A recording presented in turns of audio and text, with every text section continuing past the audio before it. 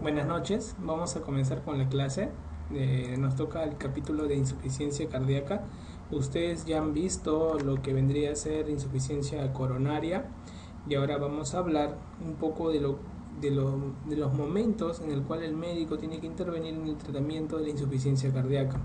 Todos ustedes van a dominar poco a poco la fisiopatología en cardiología. Ustedes saben que los eventos en cardiología se encadenan en dos cosas: patologías eléctricas y patologías hemodinámicas.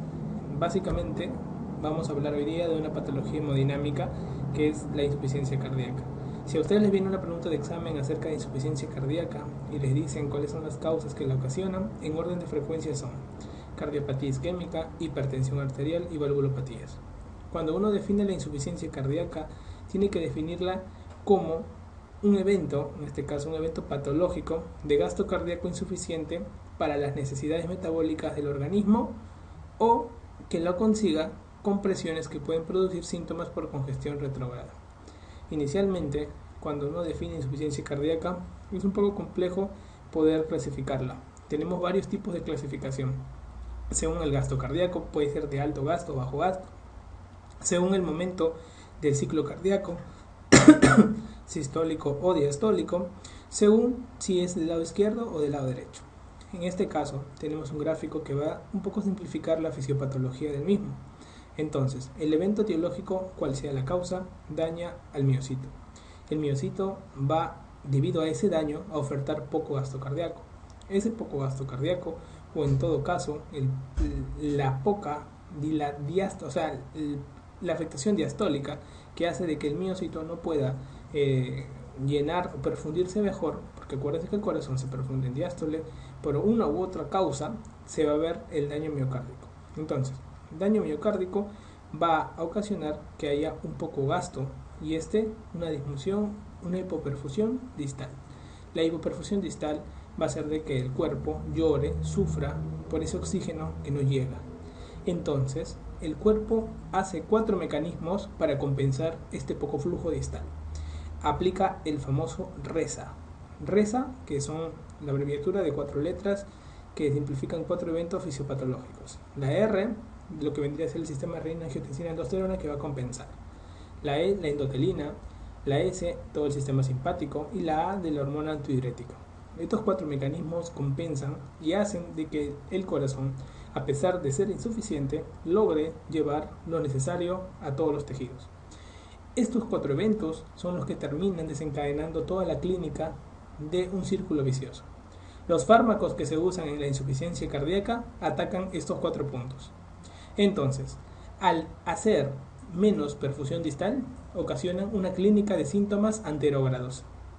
En cambio, luego de que se va estableciendo este círculo vicioso con estos 4 eventos fisiopatológicos compensadores, a la larga va habiendo una sintomatología retrógrada. ¿Y esto por qué? Porque a la larga tiende el cuerpo a aumentar la poscarga. Al aumentar la poscarga va a haber daño miocárdico, va a haber una mala relajación diastólica y lógicamente va a haber síntomas retrógrados, donde hay afectación pulmonar en primera circunstancia, luego la afectación del lado derecho, asociándose a un cor pulmonar, o sea, a una insuficiencia cardíaca derecha debido a una hipertensión pulmonar, y luego todo el síntoma congestivo que está antes del corazón. Hablamos de patología hepática y todo el proceso de edematización de todo el drenaje venoso que normalmente da en el corazón derecho. Entonces, siempre que nosotros definamos insuficiencia cardíaca, tenemos que definir, según la clasificación, el tipo. Hemos hablado del gasto de insuficiencia cardíaca de gasto alto y gasto bajo. Primero vamos a mencionar cuáles patologías hacen insuficiencia cardíaca de gasto alto. Luego vamos a hablar si la insuficiencia se da en sístole o diástole, cuál es la diferencia de ambas. Y luego si es del lado izquierdo o derecho. Lógicamente más frecuente es del lado izquierdo y tiende a repercutir luego al lado derecho. Cuando nosotros vemos los síntomas retrógrados, como en el gráfico, van a ver nosotros que las presiones van a ir aumentando. Aumentan de tal manera que termina en una vasoconstricción arteriolar pulmonar y esto desencadena una falla cardíaca derecha. Cuando nosotros vemos que todos los eventos que desencadenan la insuficiencia cardíaca, nosotros tenemos que definir la insuficiencia cardíaca sistólica o diastólica. Cuando ustedes pasen una ronda clínica, un médico le va a decir a ustedes qué estás tratando. Un paciente con insuficiencia cardíaca, y te va a preguntar, ¿la insuficiencia es sistólica o es diastólica? Más que te pregunte si es de alto o bajo gasto o si es derecha o izquierda, te va a preguntar si es sistólica o diastólica, porque es diferente el mecanismo y es diferente el tratamiento. Entonces, ¿cuál de las dos es más frecuente? La más frecuente de los dos tipos es la insuficiencia cardíaca a la larga sistólica. Cuando nosotros hacemos una insuficiencia cardíaca diastólica, nosotros vamos a ver que la diferencia de ambas, no solamente en su etiología por frecuencia, sino también en la fracción de eyección que permite ver la diferencia de ambas. Cuando nosotros vemos la causa más frecuente de insuficiencia cardíaca sistólica, vamos a ver nosotros que la cardiopatía isquémica es la causa más frecuente.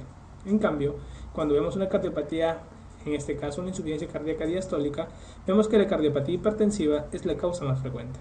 Cuando vemos la diferencia de una insuficiencia cardíaca sistólica y una diastólica, vamos a ver que la forma de diferenciarla es por la fracción de eyección.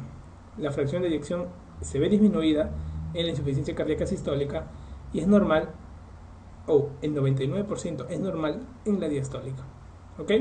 Entonces es una forma de diferenciar los dos grupos. Ustedes pueden observar acá en un paciente que tiene una miocardiopatía dilatada. Al tener una miocardiopatía dilatada y este paciente al tener una miocardiopatía restrictiva, vamos a ver nosotros de que la fracción de eyección va a cambiar según el volumen telesistólico y telediastólico, como ustedes van a observar. Es importante recordar que la fracción de eyección normal es mayor de 55%. Entonces, cuando esta sea menor, vamos a hablar de una fracción de eyección baja. Puede ser leve, puede ser moderado, puede ser severo. Por lo tanto, la fracción de eyección es el factor pronóstico más importante en la insuficiencia cardíaca. Va a haber otros parámetros diagnósticos laboratoriales que también van a influenciar en el pronóstico del paciente con insuficiencia cardíaca.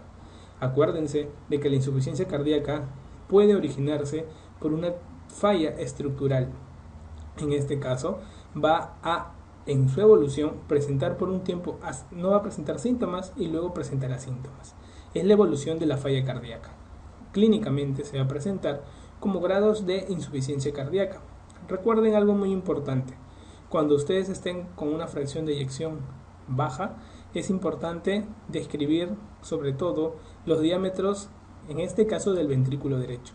Un diámetro normal ecográfico de lo que vendría a ser la descripción del ventrículo derecho, nosotros tenemos, ustedes saben, en ecocardiografía, tenemos diámetros del ventrículo izquierdo en general, el diámetro en diástole del ventrículo izquierdo. Tienen que ustedes saber cuáles son los parámetros, hay que aprenderse de memoria algunos casos y con el tiempo ya van a poder dominarlo, los parámetros normales de diámetro del ventrículo izquierdo. Van a observar ustedes que un parámetro normal es de 30 a 50 milímetros en general de lo que vendría a ser el diámetro del ventrículo izquierdo. Cuando está en diástole está más dilatado hasta 50 y cuando está en sístole llega hasta 30. Cambios en la dilatación de la cavidad del ventrículo izquierdo van a implicar en patologías dilatadas o en patologías restrictivas. Hablamos de patologías restrictivas cuando hay una disminución del compliance de la pared, por ejemplo una miocardiopatía hipertrófica. Cuando nosotros estamos ante gasto, insuficiencia cardíaca, clasificándola por el gasto, han caído preguntas en el ENAM. Por lo tanto, hay que tener presente cuáles son las insuficiencias cardíacas con gasto alto.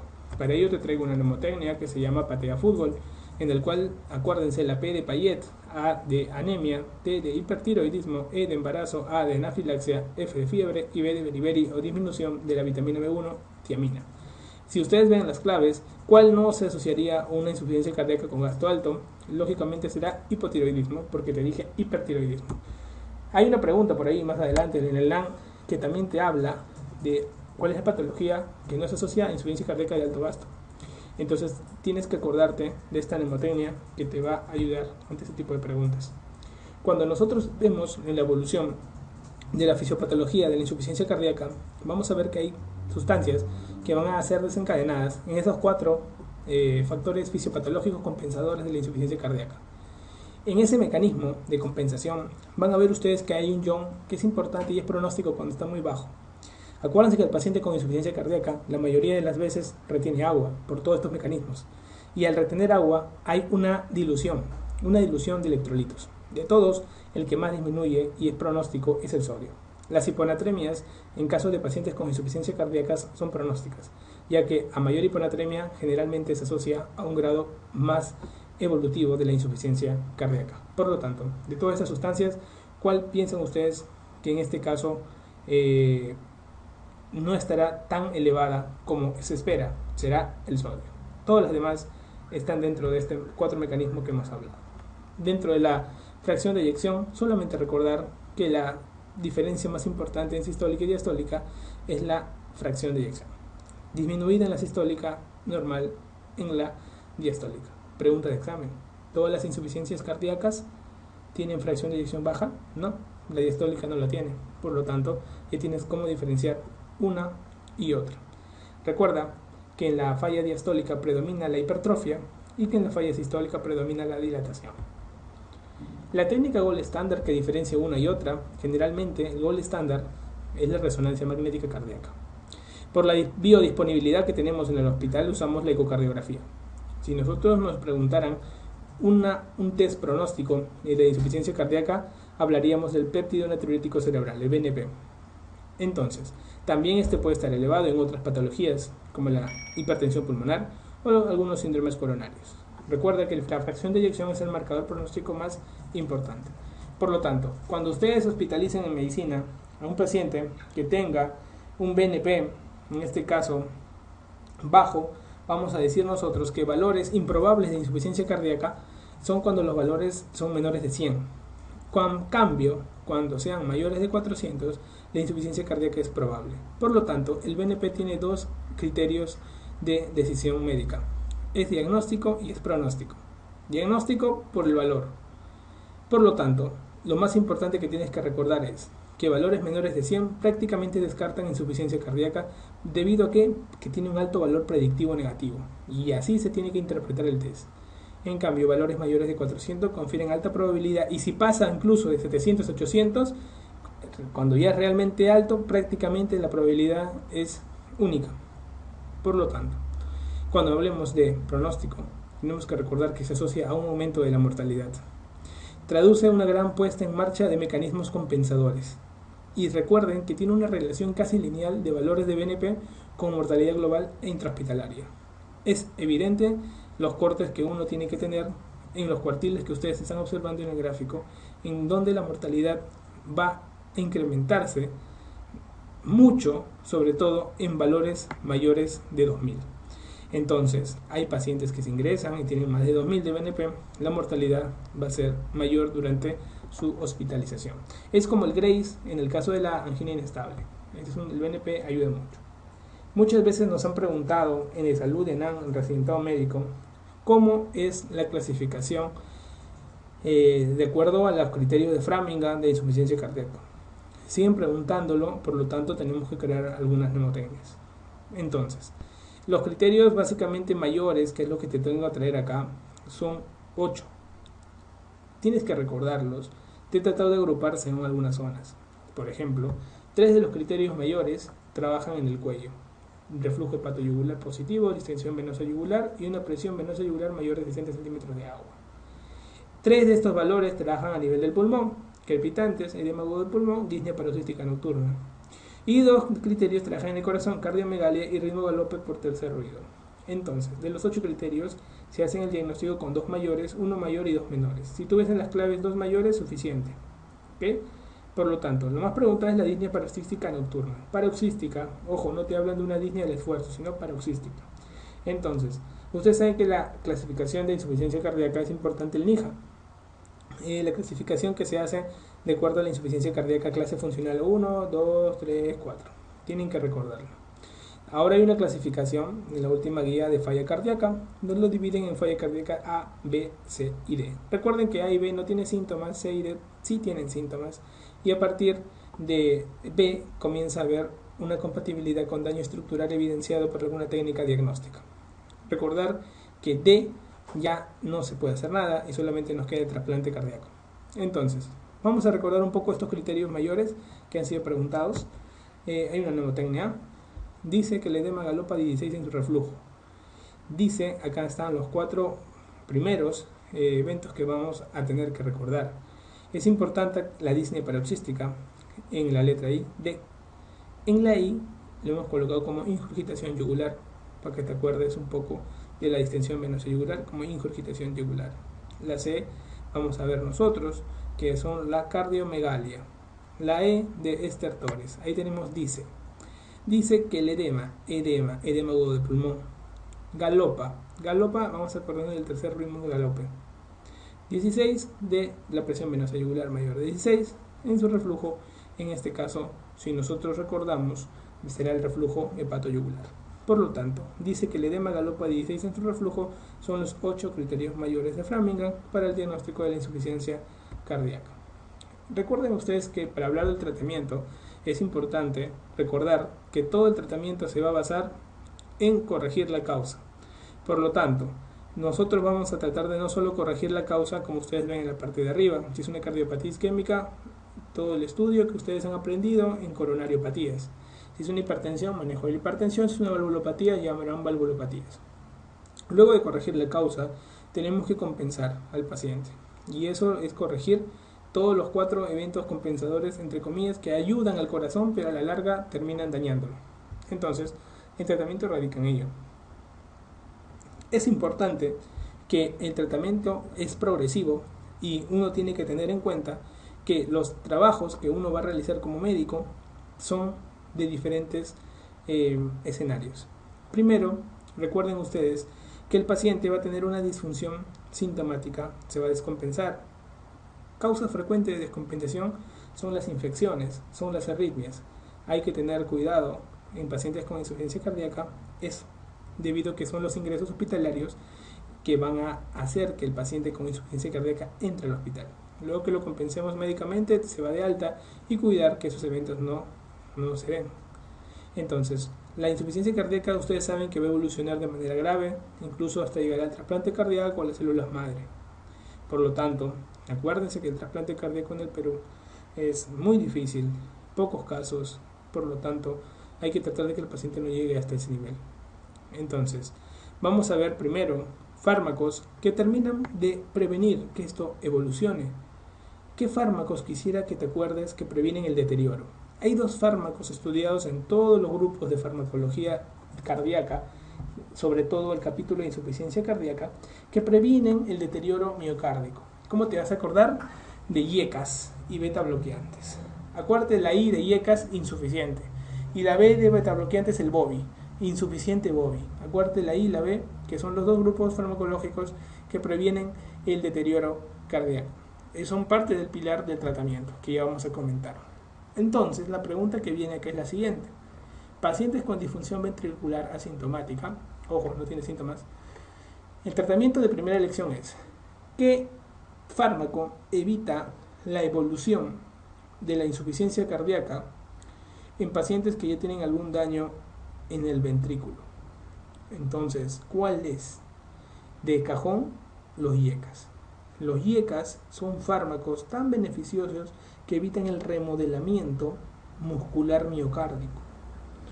Eso hace de que permita retrasar la evolución de la insuficiencia cardíaca. Entonces, acuérdense del BIE de la insuficiencia cardíaca.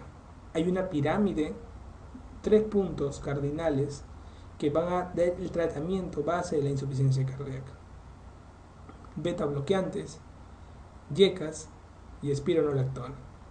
Esos 3 van a evitar retrasar y son la base del tratamiento de la insuficiencia cardíaca. Recordar que en los pacientes con insuficiencia cardíaca sistólica, el tratamiento básicamente es el BIE, lo que les he mencionado. El tratamiento acuerda entonces como bien, ¿ok? Bien, el tratamiento es bien. O sea, beta bloqueantes, IECAS, espironolactona. En las claves, cuando veas, eso más va para insuficiencia cardíaca sistólica. La diferencia de ambas entre síntomas y pronóstico no difieren.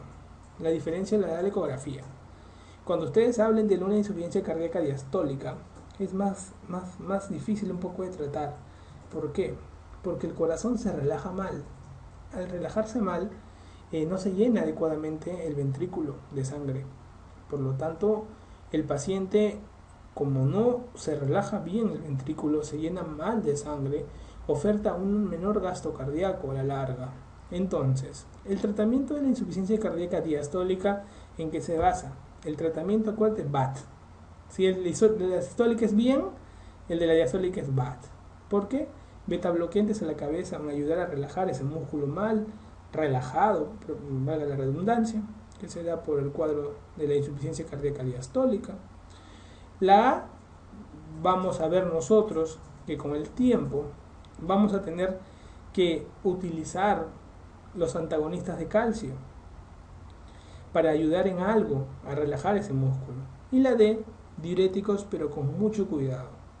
Con mucho cuidado usar los diuréticos porque nos puede dar una mala pasada y terminamos enfriando al paciente. Entonces, cuando a ti te pregunten, como médico, cómo tratar la insuficiencia cardíaca sistólica, la vas a tratar como te vamos a enseñar.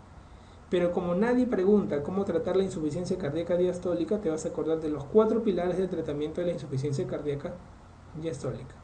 Para ello, como tú sabes que el corazón tiene que tener un buen tiempo para llenarse de sangre el ventrículo, tienes que hacer que el ritmo sea sinusal. O sea, tratas la arritmia. Tienes que permitir que haga una buena diástole para ello. Por lo tanto, relajas el corazón. Tienes que tener relajado al músculo miocárdico, que haga una adecuada diástole. Y eso lo vas a ir viendo con la ecocardiografía. Y el uso de diuréticos con mucho cuidado para evitar empeorar la clínica del paciente. Entonces, cuando uno estudia la insuficiencia cardíaca y quiere tratarla, ve todas las guías, muchas veces tiene algunos efectos terapéuticos de recomendación. Medidas generales, tratando la causa, hemos dicho que es importante, sea la isquémica o valvulopatía o hipertensiva. Dieta pobre en sal, menor de 5 gramos al día. Ejercicio regular si no está descompensado. Si está descompensado no lo vas a hacer correr porque lo matas. Y tienes que tratar de vacunar a todos estos pacientes, sobre todo porque están muy endebles a poder sufrir enfermedades infecciosas, sobre todo neumonía por neumococo y la gripe. Darle vacuna antineumocócica y antigripal. Esa es como medida general lo que hace un médico. El médico general que está evaluando a un paciente ve esas cosas. Luego, cuando el cardiólogo lo maneja, él trata de darle medicina de compensación. Primero, si está encharcado, está en la UCI tirado con los pulmones llenos de agua, elimina el líquido dándole diuréticos. Básicamente, los diuréticos que aumentan la sobrevida son los ahorradores de potasio como el espironolactona. Los de ASA no aumentan la sobrevida como la furosemida, pero sirven para desencharcar al paciente. Tienen que irse asociando, recordando estas palabras, porque así al fin y al cabo es como lo manejamos. Vamos a tratar de prevenir más de lo que está dañado ese pobre corazón. Le vamos a dar la base de la pirámide, que son los IECAs, beta bloqueantes y en este caso la aldosterona, ¿no? Antialdosterónicos, ¿ok? Entonces la espironolactona nos va a ayudar. Entonces la espironolactona, básicamente, con los beta bloqueantes y los IECAs, van a ser pilar fundamental para el tratamiento. Luego que tenemos el corazón menos dañado, estamos previniendo, pobrecito, estamos sanándolo con su tratamiento triple, que gracias a ese tratamiento triple permite bloquear los 4 grandes descompensadores. Por ejemplo, la renina, angiotensina 2, el bloqueo de ambas, ¿con qué fármaco lo darías en general? El famoso RAS. Lo vas a hacer con 2 fármacos, con los IECAs y con los antialdosterónicos.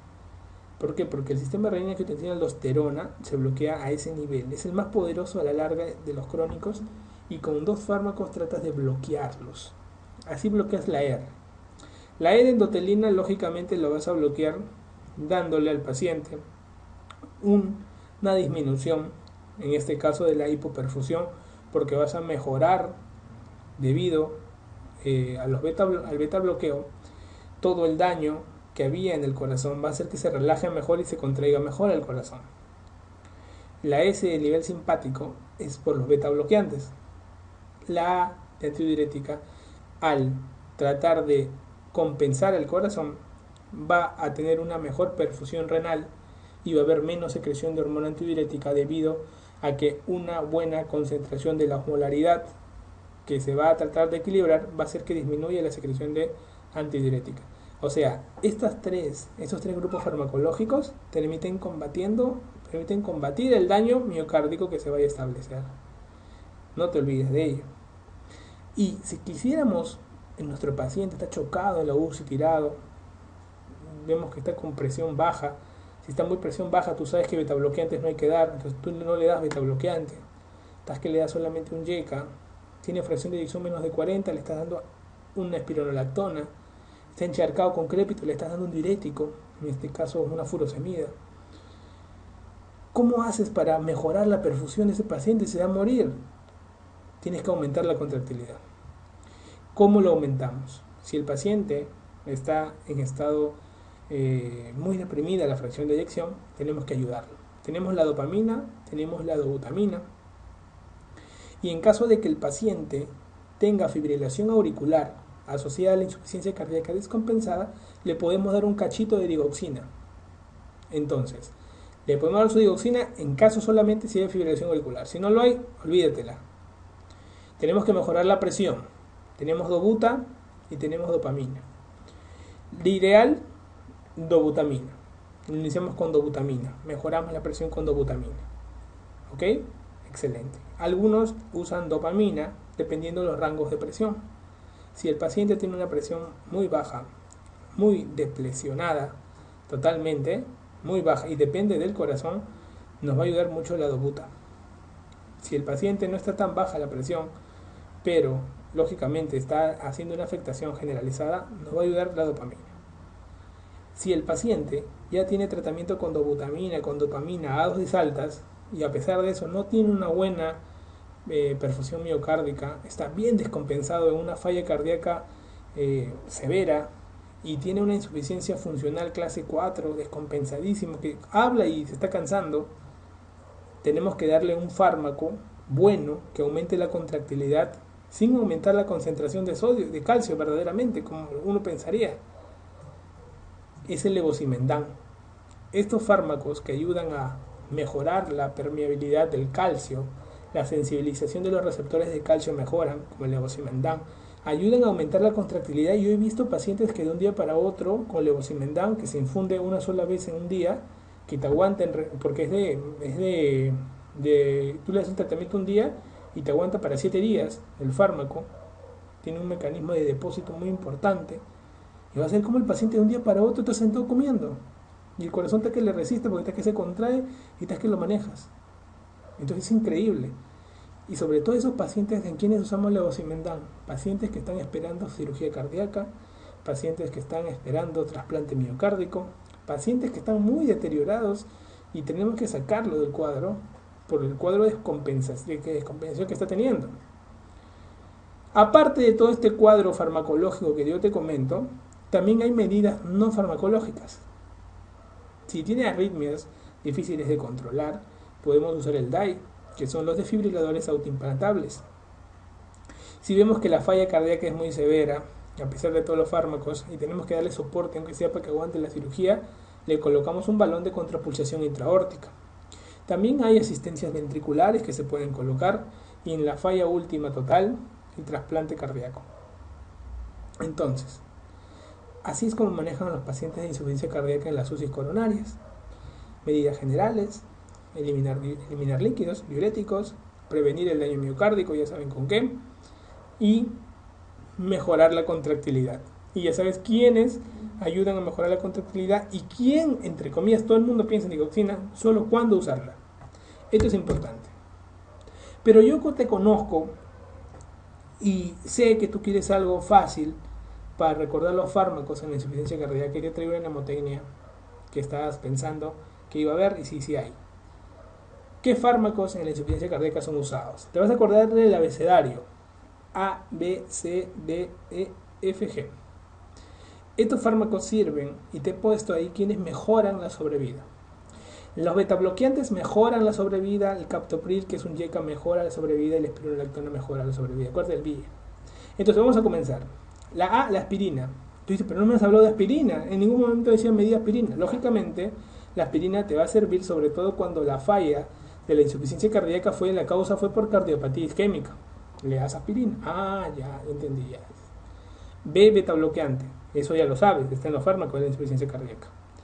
C, de captopril, para que te acuerdes de IECA, mejora la sobrevida. D, de digoxina, ya sabes cuándo usarlo. Fibrilación auricular entre una falla cardíaca descompensada. E, espironolactona, mejora la sobrevida. F, de furosemida, diurético, ya sabes en qué momento utilizarla, desencharcar al paciente.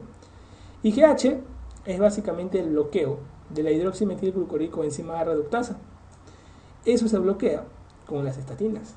Y las estatinas ayudan a controlar la placa coronaria y esto permite un mejor tratamiento en el paciente que se ha descompensado por insuficiencia cardíaca. Acuérdate que la coronariopatía, que eso que estás dedicado a escuchar 4 clases, es lo que descompensa mal la insuficiencia cardíaca. Entonces ya sabes una mnemotecnia porque te acuerdas.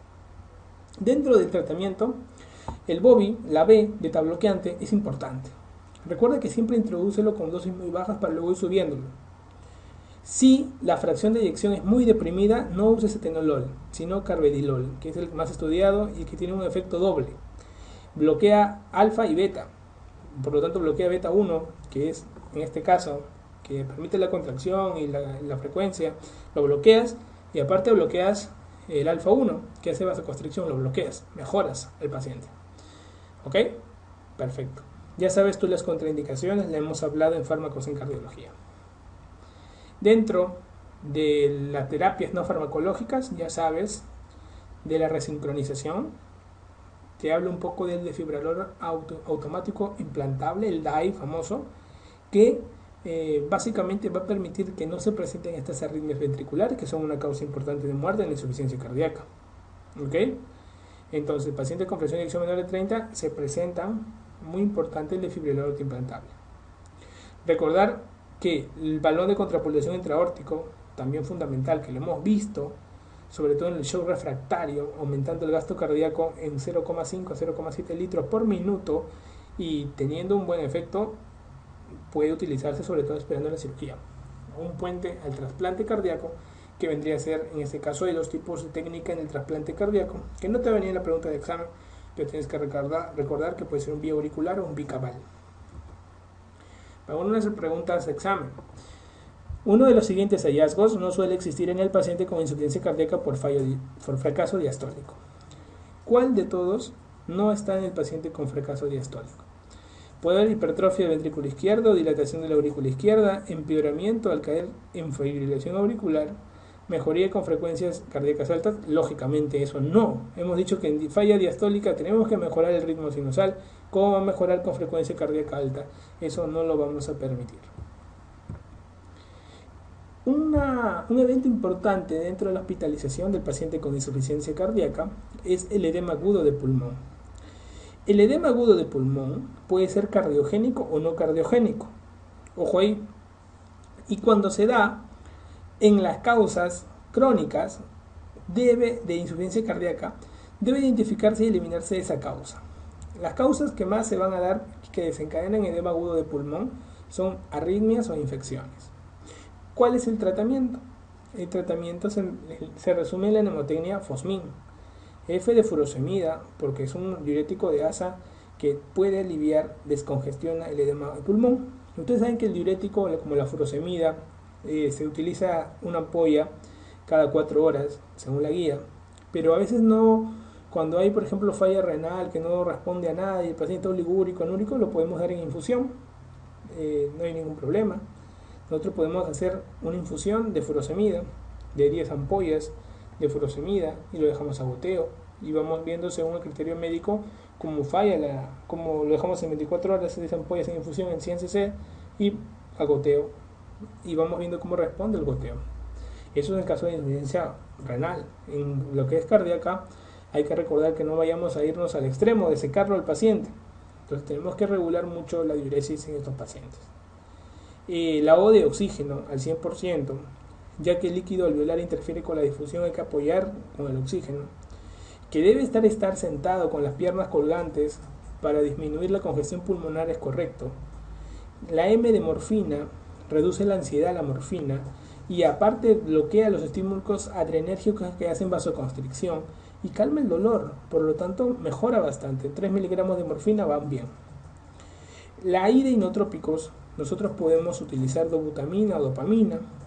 A veces, cuando el paciente tiene una descompensación con una fibrilación auricular, iniciamos con un endovenoso como el anatoxidose el primer día y a partir del segundo iniciamos con la digoxina 0,25 cada 24. Y en caso de que la presión arterial sistólica sea mayor de 100, porque en estos pacientes se busca que la presión no sea tan alta, sino sea baja, si es más de 100, te puede aguantar, o sea, la vasodilatación que vas a darle, el nitroprusato de sódico, en este caso, va bien. Nosotros a veces con nitroglicerina nos va bien, 2 ampollas de glicerina en 100, comenzamos el goteo a 7 cc por hora, termina yendo bien. ¿Por qué buscamos siempre dar nitroglicerina en edema agudo de pulmón cuando la presión arterial sistólica es más de 100? Porque te tiende a tirar la presión en 20-25%. Por lo tanto, hay que buscar usar nitroglicerina cuando la presión sistólica sea más de 100. Ahí no hay que dudar mucho. ¿Cuál de los siguientes hallazgos es poco probable en el paciente con edema agudo de pulmón? Miren, de todos los hallazgos que uno tiene en un paciente con edema agudo de pulmón, ¿cuáles creen que es poco probable? Si el paciente que respira bastante, es probable que sea hipocápnico y no, como dice acá, hipercápnico. Acuérdate que el CO2 es 24 veces más rápido que el oxígeno y al respirar rápido, lógicamente barre su CO2 y hace en general hipocapnia, ¿ok? Por lo tanto, tienes que ver un poco cómo tiene que evolucionar tu paciente. Una de las siguientes afirmaciones sobre el edema agudo de pulmón es falsa. ¿La morfina está contraindicada? Falso, pues. Estamos diciendo que el fosmin, acuérdate la mnemotecnia. ¿Puede ser o no cardiogénico? Correcto. La digital no siempre está indicada, correcto. Los vasodilatadores y los diuréticos son muy correctos. Suele ser necesario dar oxígeno, correcto. Un paciente de 31 años sin antecedentes de interés acude a consulta programada de cardiología por disnea de esfuerzo desde hace varios meses. En este momento con clase NIHA 2-3 asocia ortopnea, crisis de disnea paroxística nocturna ocasionales y edematización de miembros inferiores vespertina. O sea, hay un paciente con una insuficiencia cardíaca que está evolucionando. En el electrocardiograma muestra bloqueo completo de rama izquierda con QRS ancho. La cifra de BNP es de 1215 y la radiografía de tórax se muestra en la figura, o sea, la siguiente. Señale qué cavidad cardíaca es la que presenta un crecimiento más acusado y te dicen qué cavidad. Entonces, cuando tú tengas pacientes hospitalizados con insuficiencia cardíaca descompensada, tienes que aprender a ver placas de tórax. Vamos a ver un repaso de qué nos va a permitir saber cómo identificar una insuficiencia cardíaca. Para ello, en el estudio de la radiografía de tórax, primero tienes que saber leer una placa de tórax. Esta parte es un poco de complemento al evento de saber leer placa de tórax. Una placa de tórax, para ver si está bien tomada, tiene que tener algunas condiciones. Primero, tienes que ver la penetración. Si ustedes observan, la columna no debería verse atrás del corazón, solo hasta arribita. La orientación. Todas las placas de tórax, cuando uno generalmente la evalúa, tenemos que ver nosotros de que al costado, en el lado derecho de la placa, generalmente se coloca un símbolo. De repente viene el nombre del hospital, la fecha que se tomó, pero eso nos indica que ese es el lado derecho y este es el lado izquierdo. Para eso sirve ese símbolo que se coloca en la placa. La P es de la proyección. ¿Cómo ustedes saben que una placa ha sido tomada antero-posterior o postero-anterior? ¿Quién te lo da? Te lo da las escápulas. Cuando ustedes no ven las escápulas en los campos pulmonares, se dice que ha sido tomada postero-anterior. Si ustedes ven las escápulas dentro de los campos pulmonares, fue tomado antero-posterior. Es importante observar ustedes algunos puntos importantes como en la inspiración. En la inspiración generalmente se logran ver adelante las 6 primeras costillas y las costillas posteriores se ven hasta la 9ª. Todo el mundo mira esto como las costillas, pero en realidad estas son las costillas posteriores. Las anteriores vienen así. Acá por el dibujo no se puede ver detenidamente, pero vean una placa y siempre van a ver esta dirección que toman las costillas anteriores. Y en inspiración se ve hasta la 6ª a la 7ª. Y la rotación. Hay que ver la equidistancia entre las clavículas del centro. una línea media trazada en el centro de la tráquea, vamos a ver nosotros que la parte proximal de ambas clavículas tiene que ser equidistante. Por lo tanto, te he enseñado 5 características de decir cómo está una placa de tórax bien tomada. Se resume con la mnemotecnia POPIR. Ahora, ¿qué tienes que evaluar en una placa de tórax? Tienes que saber el A, B, C, D, E de evaluar una placa de tórax. Primero tienes que ver el A. El A que te va a ayudar es la vía aérea. Vas a ver vía aérea traqueal, vas a ver bronquios. Esa es la vía aérea, que no haya ningún cuerpo extraño en esa vía aérea. Vas a ver la B, que es el breathing, o sea, vas a ver lo que vendría a ser la parte de los pulmones. Vas a ver la parte de los pulmones. Vas a ver el hilio pulmonar en esa característica. La C de circulation, vas a ver lo que es el corazón, cómo está ubicada y el mediastino básicamente. La D de diafragma, quiero que recuerdes los senos costodiafragmáticos, ver la burbuja de estómago separada de 2 a 3 milímetros del seno costodiafragmático, y quiero que evalúes también la distancia que el diafragma derecho está a 2 a 3 centímetros elevado respecto al diafragma izquierdo. Por lo tanto, diafragma, no te olvides. La E de extratorácico es básicamente todas las cosas extratorácicas. Por ejemplo, costillas, por ejemplo, vértebras, clavícula, escápulas, subcutáneo, mamas y algún tipo de artefacto que pueda haber, marcapasos, catéteres venosos centrales, que puedas ver tubo endotraqueal, que permita verte en la placa de tórax. Con este orden ustedes pueden leer cualquier placa de tórax. Dentro del grupo, como ustedes vieron en la clase 1, yo les expliqué cuáles son las partes de los segmentos del corazón dentro de una placa del tórax. Recuérdense el API. En este lado se ve la aorta pulmonar, aurícula izquierda, y al final termina con el ventrículo izquierdo. Cuando el lado derecho, aurícula derecha y ventrículo derecho. Cuando vemos nosotros que se ocupa en una placa antero o póstero, vamos a observar que si se ocupa el lado, este espacio básicamente, es porque hay un crecimiento evidente del ventrículo izquierdo. Cuando el ventrículo izquierdo crece, tiende a hundir el ápice del corazón. En cambio, cuando el ápice está elevado, es por crecimiento del ventrículo derecho. Entonces, si nosotros volvemos un poco a la pregunta que ocupaba todo este espacio, es crecimiento del ventrículo izquierdo, que se va a dar en los pacientes con insuficiencia cardíaca. Para ello, la cardiomegalia es un síntoma frecuente radiológico. Cuando nosotros lo vemos, la cardiomegalia casi es el único que podemos ver, y una inversión del flujo pulmonar, casi todo se va para los ápices. Si ustedes aplican esto en el índice cardiotorácico, van a ver una medición de todo el diafragma y luego una medición que van a hacer de la silueta. Algunos, por ejemplo, hacen esto, ¿no? De la parte más distal de la aurícula derecha con el ventrículo miden, y acá de todo el diafragma, y dividen esto entre esto, y debe ser menor de 0.5 para decir que es un índice cardiotorácico correcto. Entonces, acá el crecimiento básicamente fue del ventrículo izquierdo. Entonces, no se olviden, esta es la foto, no se olviden de cómo interpretar una placa de tórax. La causa más frecuente de insuficiencia cardíaca es, hemos dicho, enfermedad isquémico-coronaria. Uno de los siguientes datos clínicos no es característico del infarto del ventrículo derecho. ¿Cuál será? Edema agudo de pulmón. ¿Por qué? Dijimos, una pregunta repetida, que cuando falla el lado derecho, todo lo de atrás se regurgita, no lo de adelante. El pulmón está adelante, el ventrículo derecho, así que no tiene nada que ver. La patología que no produce insuficiencia cardíaca congestiva, miren una pregunta de salud. ¿Cuál no produce insuficiencia cardíaca congestiva? Por lo tanto, acuérdate, beriberi, tiroxicosis, anemia, vasculopatía pulmonar. ¿Cuál de todas? Artritis reumatoide, sobra.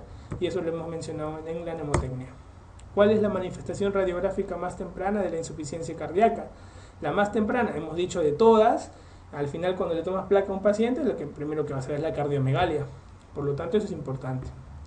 ¿Cuál de las siguientes manifestaciones clínicas se encuentra en la insuficiencia cardíaca ventricular izquierda? ¿Cuál de las siguientes se encuentra, pone en la insuficiencia ventricular izquierda? Si tú ves, de todas, casi todas son del lado derecho, excepto ortopnea, que es del lado izquierdo, porque tiene implicación pulmonar. Varón de 45 años, hipertenso, sin antecedente de tabaquismo, ni obesidad, lipis, ecocardiograma, hipertrofia ventricular izquierda. Esa pregunta ya la hemos visto antes. Te lo volví a repetir para que te acuerdes de que el enalapril, los IECAS ayudan al remodelamiento cardíaco, por lo tanto es importante en el tratamiento. ¿Cuál de las siguientes acciones corresponde a los diuréticos de asa? Básicamente los diuréticos de asa lo que van a hacer es disminuir el flujo, no aumentar, ¿no es cierto?, el flujo urinario, disminuyendo la presión de llenado del ventrículo izquierdo, como es la alternativa. En un paciente con insuficiencia cardíaca, el galope el tercer ruido está relacionado con, básicamente, ¿qué hemos dicho? El tercer ruido, una pregunta de Elena, esa es una clase de la clase 1, si no olvido. El tercer ruido se asociaba a velocidad y volumen, o sea, llenado ventricular rápido o volumen en cantidad. Por lo tanto, como es volumen en cantidad, se ve en la insuficiencia cardíaca, y como es volumen rápido, se puede ver en la anemia, en ejercicio, en cualquier lado, ¿no? En este caso, la clave sería llenado ventricular rápido. La retención de sodio y agua por el riñón en la insuficiencia cardíaca se debe a gasto cardíaco disminuido, flujo sanguíneo real disminuido y fracción de filtración disminuida. Por lo tanto, la clave es la 4. La causa más frecuente de insuficiencia cardíaca derecha, ¿cuáles hemos dicho? Hipertensión pulmonar. ¿Okay? ¿Se dan cuenta? Las preguntas se van viendo fáciles, las de Elena, la de salud, todo lo que hemos mencionado. La patología que no produce insuficiencia cardíaca congestiva, ¿cuál será? Nuevamente se repite, artritis reumatoide. Todas las demás hacen insuficiencia cardíaca congestiva. En la insuficiencia cardíaca congestiva del adulto, ¿cuál es el criterio mayor para el diagnóstico? Entonces tú te vas a acordar, ¿te acuerdas? Dice que el edema, ¿se acuerdan? Bien, para ello te servía. De todas las más preguntadas, disnea paroxística nocturna siempre es la que viene en los exámenes, por lo tanto no quiero que lo olvides. Paciente de 75 años con disnea, tos, edema de miembros inferiores, ingurgitación yugular, crepitantes en el tercio superior de ambos pulmones, pulso irregular de 160 por minuto y en el EKG arritmia completa. Fácil, te están mencionando que es una insuficiencia cardíaca con una fibrilación auricular. ¿Cuál es el fármaco indicado en estos casos? Un digitálico. De todas las alternativas, ahí está el anatócido C, ¿ok? Y la digoxina luego. En algunos lugares a veces no hay el anatócido C endovenoso que se coloca, de frente le mandan vía oral la digoxina. No, tienen que compensar bien al paciente, pero en estos casos va a servir bastante.